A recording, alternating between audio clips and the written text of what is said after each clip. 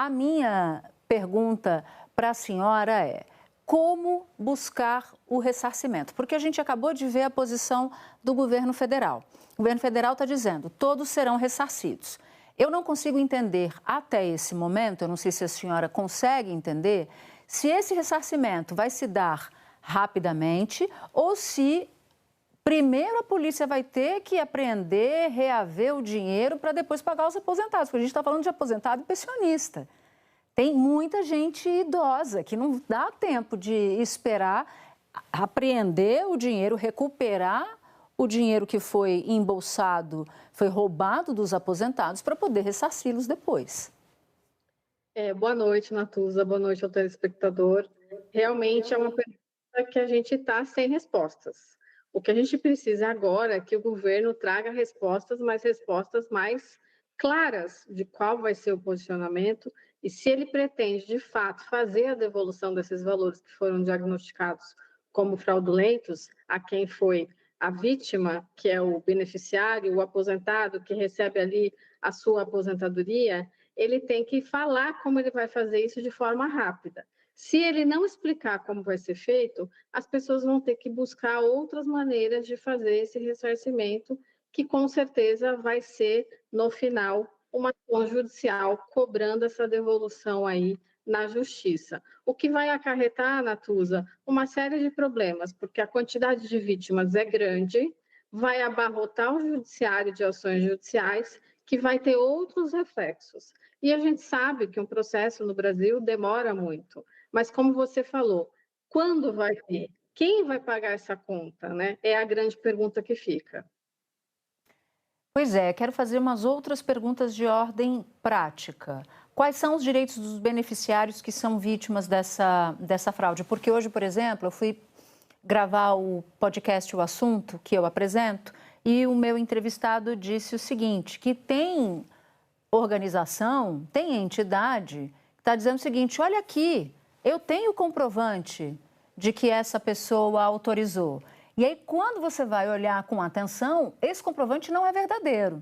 Então, ainda vai ter um processo, uma etapa, melhor dizendo, em que as entidades vão contestar que não tem a autorização do aposentado, do pensionista.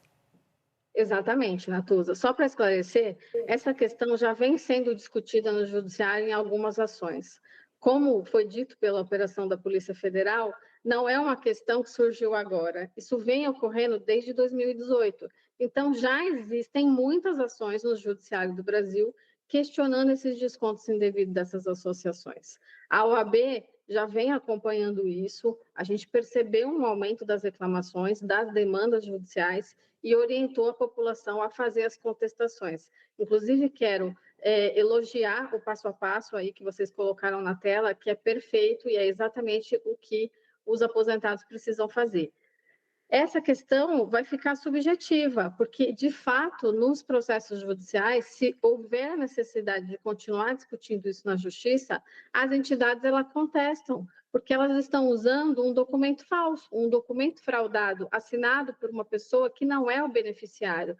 Esse é o ponto da questão. Eles vão continuar falando que aquele documento é verdadeiro e o segurado, aposentado, vai ter que continuar dizendo: não fui eu que assinei, e aí o imbróglio continua. Por isso que eu repito, o governo precisa dar uma resposta rápida, porque a quantidade de vítimas que a gente tem hoje, aí, perto de 180 mil pessoas que foram identificadas pela operação da Polícia Federal, acredito que é até uma subnotificação. Esse número pode ser maior, Natuza, porque existem descontos ali no benefício que eles começam em R$ 10. Às vezes, o segurado não percebeu aqueles R$ 10 de desconto e está sendo descontado há 5 anos.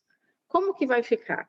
Então, a gente precisa ali ter uma posição muito firme e objetiva para evitar que seja de fato necessário essa pessoa entrar com uma ação individual para ressarcir isso e ter o seu benefício restabelecido corretamente, além dos valores devolvidos.